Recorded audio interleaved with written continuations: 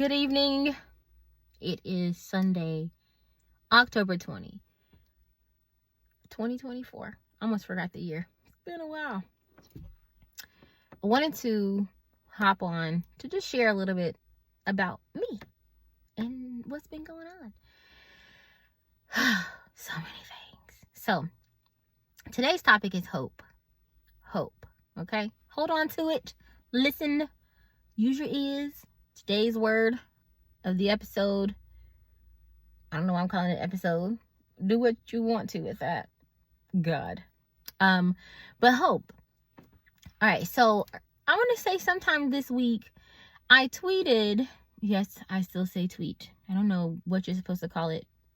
If it's X, I never acknowledge it as X. It's still Twitter to me.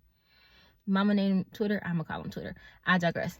So I tweeted that I feel like the lesson that God has been wanting me to learn lately has been blind hope. You know, we're all familiar with blind faith, to trust God blindly, to basically be radically faithful to God.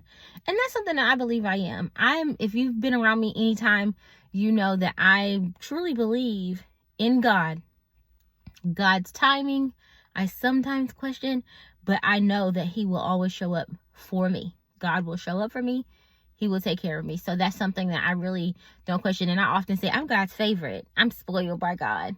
I'm God's responsibility. He got to take care of me, right? All of that sounds great, good. I try my best. I try my best to live that out and not get anxious. But I'm very much Virgo. I'm very much September. I am very much Black woman. Worry comes, okay? I be worrying. I be stressed. I be anxious.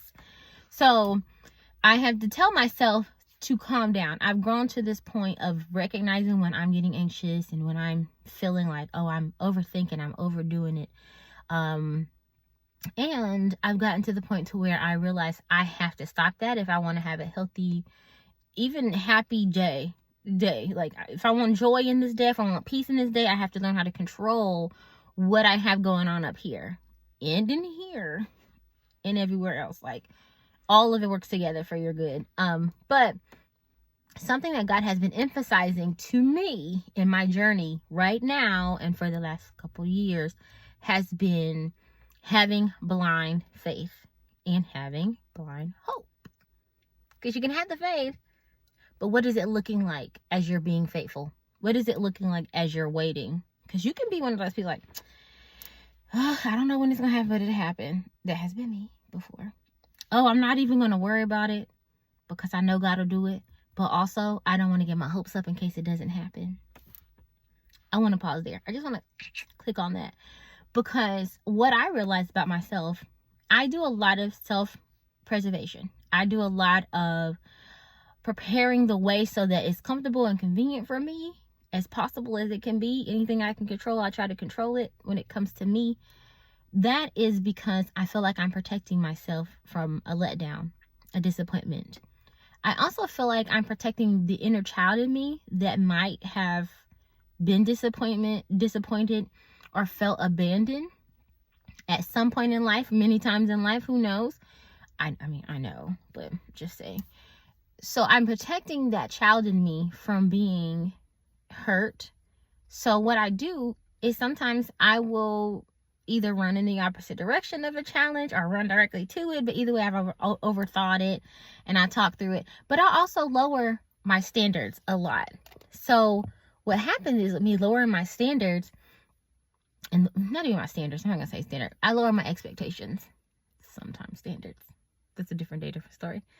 I lower my expectations so that I'm not all in on anything. So if something were to happen, I have some surface area to land on versus it being like, I'm going to stand in this one spot because God's going to show up in this one spot. And all the while, it might be 2 steps over. So I've learned to just not put all my eggs in one basket per se. But really what has been happening is because I was let down or disappointed before in life, I got to the point to where I don't allow myself to wander. Wander. W-A-N-D-R. I don't allow myself to wander. I might allow myself to wonder because I'm a creative. That's what I do. But I don't allow myself to wander too far from reality, because I'm like, if it's going to happen, it'll happen. If not, at least I didn't even think about it. God bless me. It'll be a surprise. Woo, thank you.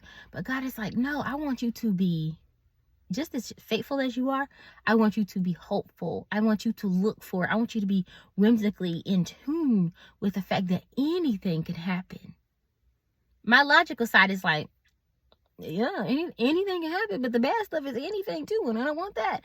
That is like, I want you to be optimistic about it. I want you to be hopeful and optimistic. So I tweeted that.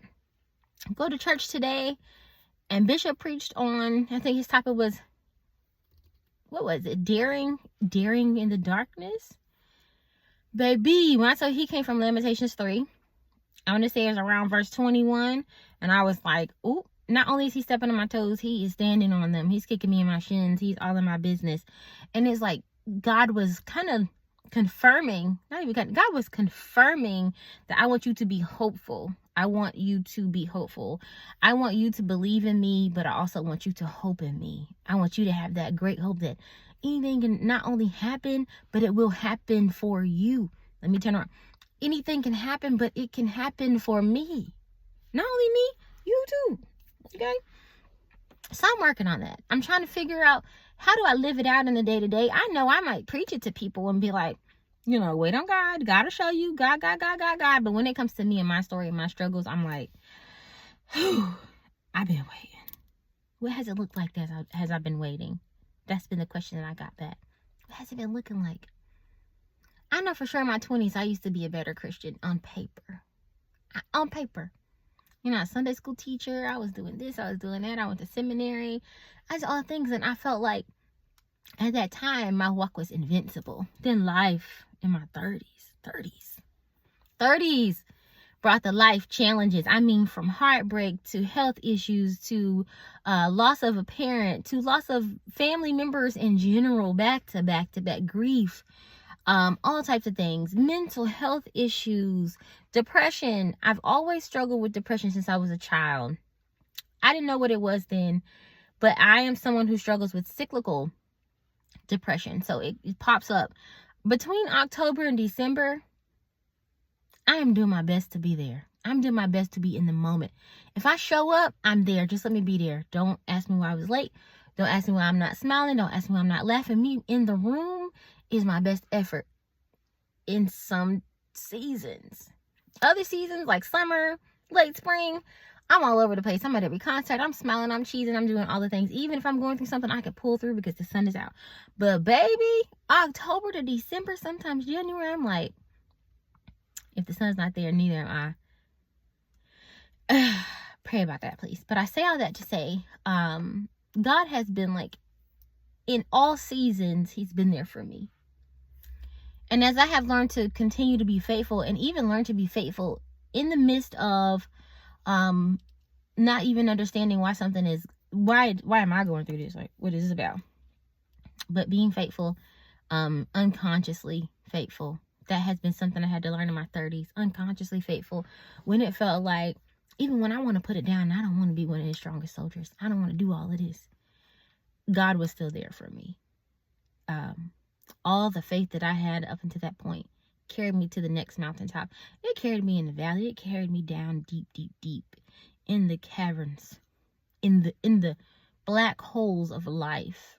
That faith carried me, and it brought me out. And as I'm learning that is intentional, that you build on that, and that you can look at your past to say, I've done that, and God brought me through it. I went through that, and God not only brought me through it, but he stayed there with me. He was in the fire walking. All of that makes sense when you look at it in hindsight. When you're going through it or you're approaching it, it's like, oh. So friends, all I'm going to say is this. Stand on your faith. If you feel like you don't have that faith, baby, open that Bible app. Start with just the daily things that they may produce, and they just give you a daily verse. Start with that. If you have a verse or verses that kind of get you pumped and you hear them, you're like, oh, that's for me. Do that. Say it every day until you get used to it and you decide, okay, I got what I need from it, and then move to another. For me, Psalm 23, it's always gonna get me there. Psalm 23, I think it was passed down from generation to generation. And I got that thing.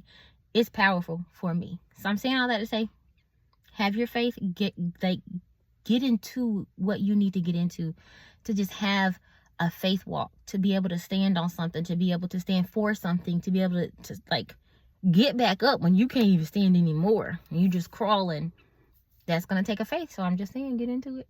But also for me, the message being hope, it is for me to be almost seeking and curious about what God can do outside the realm of my ability to conceive, to think, to accept, to expect greatness. Yeah, God want me to be hopeful, whimsically hopeful, optimistically hopeful. I don't have it, but God can give it to me. Not just the hope, anything. If I don't have it right now, and I believe that God can give it to me, and I'm hopeful on that thing, and I'm standing on it and backing it with faith, but also backing it with the fact that I know He's done it before, I have to do the work within myself to allow myself to be hopeful.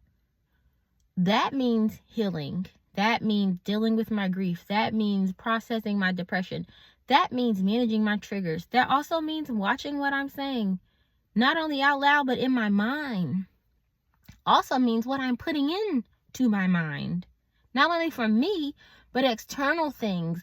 What's on my playlist that I'm listening to every day, all day? Is it love, loss, sorrow? Or is it like I'm infusing some hope in there, some optimism? Sometimes I put on my smooth jazz instrumentals and I get to whatever I'm doing to just free flame everything. This was for me, but I hope you get something out of this, that allow yourself to hope again. I didn't get to this in this short time. Well, in this, I'm trying to be 15 minutes or less. I didn't get to this yet, but what I want to say is I had allowed my relationship with God to be influenced by the disappointments that other people in the earthly realm caused me. For instance, if you don't have a good relationship with parent, sibling, lover, friend, whomever, and you say, they disappoint me, they let me down, whatever it may be, if you say, because that's how it always is, and you apply that to your relationship with God, it's not fair to God. Because those are people. And yes, don't get me wrong. You will have times where you may be disappointed with God. It's a real thing. I've been in it. Where you're like, God, you said if I do that I'm going to get do, and it don't happen in the time that you think it's supposed to happen. That can lead to disappointment. That can lead to bitterness, anger, all types of things. But you have to address it. Because when you really look at it from a gratitude point of view, to say, God, I'm glad you did not give me such and such in the time that I asked for such and such, because I would have probably ruined it, run it down, destroyed it. What I'm saying is there will be times where you may be upset or disappointed with God, but God is greater. And whatever you think that you did not get, God will be able to give you greater than you could have ever imagined. I receive that for you and me. That whatever I do not have that I think I am entitled to, that I think I am owed, or that I think I deserve, if it has not come to me, it is not mine in this time. If it has not come to me, it was never mine for a reason, for my protection. If it has not come to me, it is not something that God wanted for me. If it will not come to me, it was never mine. I never needed it. And I will be satisfied. I will be overjoyed with the greater thing that God has in store for me. So, for you and for me, let's hope for better things. Let's allow ourselves to wander. Let's allow ourselves to really get on the outskirts of our imagination, our creativity, and say, God, come over here and do your thing. Surprise me. Do your big one for me, God. Do that. Bring that over. Bring that over. Say, God, test him. Oh, taste and see that the Lord is good. And also test him. Say, God, I'm not faithful right now. I'm not feeling very faithful right now. I'm not feeling very trusting right now. I'm not feeling very loving right now. Whatever it is, bring to his feet and say, God, I'm putting it in front of you, and you just show out in this area. Test him and say, God, I need you to work with me in this area right here. Or, I just got this. If it's a struggle that you have, God, please help me with this in a way that is different and new. Something that I will know that it was nobody but you. God, show out on my behalf. God, show up on my behalf. God, remove these things from me that you do not want me to have. God, add the things that you want me to have to my life in the time that you want them to be added. God, show me the people, the network, the places, and the things that I need to get to the next level. Amen. In Jesus' name I pray. Amen.